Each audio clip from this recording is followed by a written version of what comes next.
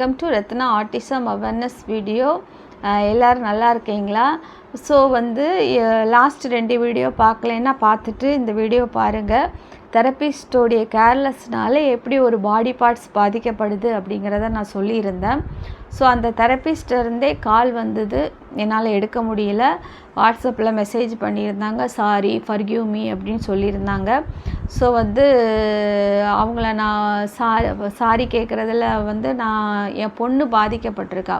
நான் அவங்கள எப்படி ஃபர்கிவ் மீனா அதுக்கு நான் என்ன ஆன்சர் பண்ணினேன் எனக்கே ஆன்சர் பண்ணலைன்னு எனக்கு தெரியலை. நான் என்னோடய லைஃப் எக்ஸ்பீரியன்ஸை தான் நான் ஷேர் பண்ணிகிட்ருக்கேன் அப்படின்னு சொல்லி அவங்களுக்கு மெசேஜ் பண்ணிட்டேன். ஏன்னா அவள் அன்னைக்கே காது கட்டாகிறப்ப அடைஞ்ச பெயின் அது அவள் கஷ்டப்பட்டுருக்கிறா. இந்த காதை சரி பண்ண போகிறப்பமும் அவளுக்கு தான் சிரமம், அவள் தான் பெயின் இது பண்ணணும். அவள் கூட இருக்கிற எனக்கு எங்கள் ஃபேமிலி தான் சிரமப்படுவாங்க. ஸோ இதில் சாரி ஃபர்கிவ் மீ கேட்குறதுல நான் வேணும்னு பண்ணலை அப்படின்னாங்க. நீங்கள் வேணும்னு பண்ணீங்க நான் சொல்லலையே, கேர்லெஸ்ன்னு தான் சொன்னேன். கேர்லெஸ்ஸாக இருக்காதீங்க, கவனமாக இருங்க, உங்கள் குழந்தைங்கள உங்களை நம்பி விடுறாங்க, சேஃப்டியாக வச்சுருங்க அப்படிங்கிறது தான் சொன்னேன். ஸோ இப்போ அடிக்கிறது பற்றி நம்ம என்ன அப்படின்னா, அடிக்கிறதுனால இந்த குழந்தைங்க மனசு பாதிக்கப்பட்டு அது ஒரு பிஹேவியரில் போய் கொண்டு விடும். இது என் பொண்ணுக்குன்னு இல்லை, நிறைய பேருக்கு நான் பார்த்துருக்கேன். ஒவ்வொரு குழந்தைங்கள்ட்டையும் ஒவ்வொரு மாதிரியான பிஹேவியர்ஸ் டெவலப் ஆகிருக்கு. இப்போ டீனேஜ் அடல்ட்டில் இருக்கிறவங்க, டீனேஜ் 15 இயர்ஸ் முடித்து 18 இயர்ஸில் இருக்கவங்கள்ட்ட இந்த மாதிரி ஒரு பிஹேவியர் வந்திருக்கு அப்படின்னா காரணம் என்ன? மெயினாக நீங்கள் ரொம்ப இதுக்கு யோசிக்கணும். இப்போ என் பொண்ணுக்கே க்ரையிங் தான் ஸ்டார்ட் ஆச்சு, அழ ஆரம்பிக்கிறப்பமே அதுக்கு முன்னாடி எனக்கு பேரண்ட்ஸ் சொன்னாங்க, இந்த மாதிரி பக்கத்து பில்டிங்கில் தெரப்பியில் அடிக்கிறாங்க, அந்த லேடி என்கிட்ட சொன்னாங்கன்னு ஒரு பேரண்ட்டு சொன்னாங்க. இன்னொரு பேரண்ட்டு தெரப்பிஸ்ட் சொல்கிறாங்க, அவ்வளோ தாராவை போட்டு அடிக்கிறாங்க அப்படின்னு சொல்லி இப்படி 2-3 தடவை பேரண்ட்ஸ் எனக்கு சொல்லியுமே நான் பேரண்ட்ஸ் சொல்கிறத இக்னோர் பண்ணினேன். ஏன்னா அவ 2 பேர்கிட்ட அந்த மெசேஜ் வருது அப்படிங்கிறதுனால அது ஒரு சும்மா தேவையில்லாத, அது உண்மையாக இருக்காது அப்படின்னு. ஸோ அந்த பேரண்ட்ஸ்கிட்ட சாரி கேட்டுக்கிறேன். ஆக்சுவலாக அவள் அடி வாங்கியிருக்கா. ஏன்னா லேட்டராக தான் எனக்கு புரிஞ்சுது, காலெல்லாம் தடை வர ஆரம்பிச்சிது, கம்பியை வச்சு அடிக்கிறாங்கன்னப்போ தான் நான் அப்பவும் நான் போய் கேட்டேன். ஆனால் அவங்களுடைய பேச்சு எப்படி இருக்குன்னா, சாரி இல்லை பார்த்துக்கிறேன், அது அதாவது ரொம்ப கைண்டாக பேசுவாங்க.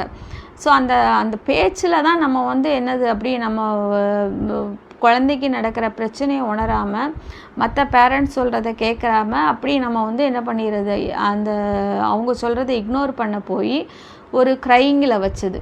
அப்போ அந்த க்ரையிங்கை வைக்கிறப்போ என்ன ஆகுச்சு அப்படின்னா, வீட்டில் அழுதா அப்படின்னா வெளியில் ஸ்ட்ரீட் அமைதியாக இருக்கும், வெளியே அழுது முடிச்சுட்டு நம்ம வெளியே போனால் மற்றவங்க நம்மளை ஒரு மாதிரி பார்ப்பாங்க, அடிப்பாளோ அப்படிங்கிற மாதிரி. அவங்கக்கிட்ட சொல்ல முடியுமா எனக்கு காரணமே தெரியாதுன்னு சொல்லி. அப்புறம் பப்ளிக் பிளேசஸ் போனால் அங்கேயும் நிறைய பேர் கொஸ்டின் கேட்பாங்க. ஏன் நம்ம நெல்லையப்பர் கோயில் முன்னாடியே 3 போலீஸ் இருந்தாங்க, இவ சடனாக அழ ஆரம்பிச்சிட்டா, என்னன்னாங்க, இல்லை ஒன்றும் இல்லைன்னு சொல்லிட்டு வந்த இதில் ஏறி வந்தாச்சு. ஸோ அப்போ அந்த பப்ளிக் பிளேஸில் சமாளிக்க வேண்டிய இப்படி ஒரு சூழ்நிலைக்கு கொண்டு விட்டது இந்த அடி தான் காரணம். அப்போது அவங்க பேரண்ட்ஸ் சொல்லியிருக்கப்போ கேட்காதது என்னுடைய தப்பு. ஸோ இப்போ நானும் ஸ்கூலில் வேலை பார்த்துருக்குறேன். 1.5 வருஷம் மெட்ரிகுலேஷன் ஸ்கூலில் 6th-10th வரைக்கும் கெமிஸ்ட்ரி எடுத்திருக்கிறேன், 6th-8th வரை மேக்ஸ் எடுத்திருக்கிறேன், 9th-10th ஃபிசிக்ஸ் அண்ட் கெமிஸ்ட்ரி எடுத்திருக்கிறேன். ஸோ அங்கே அந்த குழந்தைங்கிட்ட நான் எப்படி நடந்துக்கிட்டேன், கரஸ்பாண்டன்ட் சொன்ன பேச்சை கேட்டு நடந்து எவ்வளோ இம்ப்ரூவ்மெண்ட்ஸ் கொடுத்துருக்கேன், எப்படி அந்த குழந்தைங்கள புரிஞ்சுக்கணும். ஒவ்வொரு குழந்தைங்களும் ஒவ்வொரு மாதிரி இருப்பாங்க, அதுக்கேற்ற மாதிரி தான் நம்ம ட்ரைனிங் பண்ணணும். ஸோ அதே மாதிரி நார்த் இந்தியாலேயும் டியூஷன் எடுத்திருக்கேன். ஏன்னா இவளுக்கு தனிமை இருக்கக்கூடாதுங்கிறதுக்காக அங்கே மலேரியா ஸ்ப்ரெட் ஆகிட்டு இருந்தது.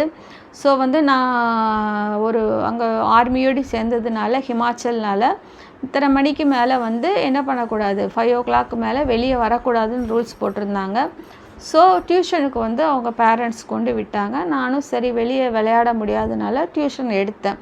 ஸோ இம்ப்ரூவ்மெண்ட்ஸ் கொடுத்தேன். எந்த குழந்தையும் நான் அடித்தது கிடையாது.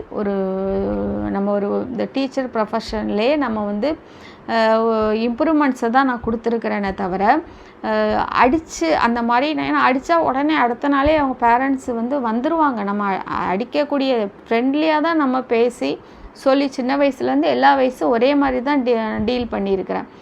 ஸோ இந்த ப்ரொஃபஷனுக்குன்னு படிச்சுட்டு வர்றவங்களுக்கு வந்து கண்டிப்பாக சைக்காலஜி பேப்பர் இருக்கும். ஸோ அந்த உளவியல் சார்ந்து அந்த குழந்தைங்க மனசு பாதிக்கப்ப நம்ம அவங்கள ஒரு கிள்ளி ஒரு ஸ்பீச் எடுத்தாலோ அடித்து ஒரு வேலையை வாங்கினாலோ அந்த குழந்தைங்க பிரெயின் எப்படி லேர்ன் பண்ணும், அடுத்த நாள் இவங்க அடிப்பாங்களோங்கிற அந்த இதில் தான் அந்த மைண்டு போயிட்டுருக்கும். ஸோ இந்த குழந்தைங்க அந்த வேலையை செய்ய மாட்டாங்க, இவங்க வேலை செய்யலைன்னு திரும்ப திரும்ப அடிச்சுட்டே இருப்பாங்க. அது ஒரு பிஹேவியரில் போய் விட்டுரும். ஸோ இது வந்து ரொம்ப வந்து ஒரு ஆழமான ஒரு விஷயம். ஒரு பிஹேவியர் வருதுன்னா அது எங்கேருந்து வருதுங்கிறத கண்டுபிடிக்கணும். நிறைய கிளாஸ் போனால் கண்டுபிடிக்கிறதே கஷ்டம். எல்லாரையும் நம்ம சொல்ல முடியாது. நல்ல தெரப்பிஸ்ட் இருக்காங்க, நம்ம கூடவே உள்ளே விடுவாங்க, சத்தப்பட மாட்டாங்க, ஏச மாட்டாங்க, எல்லாம் ஒன்று தான், அடிக்க மாட்டாங்க, இம்ப்ரூவ்மெண்ட்ஸ் காமிப்பாங்க. ஸோ வந்து அந்த மாதிரி தெரப்பிஸ்ட்டையும் நம்ம போகிறோம், இப்படியும் தெரப்பிஸ்ட்டே போகிறோம்.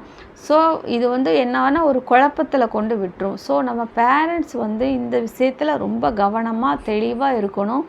இது வந்து நம்மளே வந்து ஒரு நாள் சத்தம் போட்டால் அமைதியாக இருப்போம், 2 நாள் அப்படி தொடர்ந்து சத்தம் போட்டுட்டு இருந்தால் நம்மளே வந்து ஒரு அக்ரெசிவாக மாறிடுவோம், நம்மளும் பதிலுக்கு ஏச ஆரம்பிச்சிருவோம். அப்போ இந்த குழந்தைங்க விஷயத்தில் எவ்வளவு சென்சிட்டிவாக ஹேண்டில் பண்ணணும்.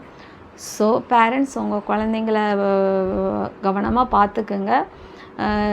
இது வந்து சென்னையிலலாம் கொஞ்சம் நல்லா பண்ணுறாங்க, ஸ்பீச் வைஸ் பார்த்தா நல்லா டெவலப் பண்ணி கொண்டு வந்திருக்காங்க. நான் திருநெல்வேலியில் எல்லா சென்டரையும் சொல்லலை, நான் போன இடத்துல உள்ளதை நான் ஒரு 15 வருஷ ஜேர்னியை தான் நான் ஷேர் பண்ணிக்கிறேன். ஸோ வந்து இதில் நல்ல தெரப்பிஸ்ட்டு வந்து இதில் வரமாட்டாங்க, எப்பவும் போல் சொல்லிக்கிறேன். ஸோ வந்து குழந்தைங்கிட்ட கேர்ஃபுல்லாக இருங்க. நான் பேரை சொல்லாத காரணம் என்னென்னா அவங்க ப்ரொஃபஷன் பாதிக்க வேண்டாம். நீங்கள் இதை வீடியோ பார்த்ததுக்கப்புறம் கேர்லெஸ்ஸாக இருக்காதீங்க, அடிக்காதீங்க, ரெக்வஸ்ட்டாக கேட்டுக்கிறேன். நெக்ஸ்ட் வீடியோவில் இந்த டாப்பிக்கை பார்ப்போம். ஸோ நம்ம குழந்தைங்க நல்லாயிருவாங்க. Okay, thank you very much. Bye, see you.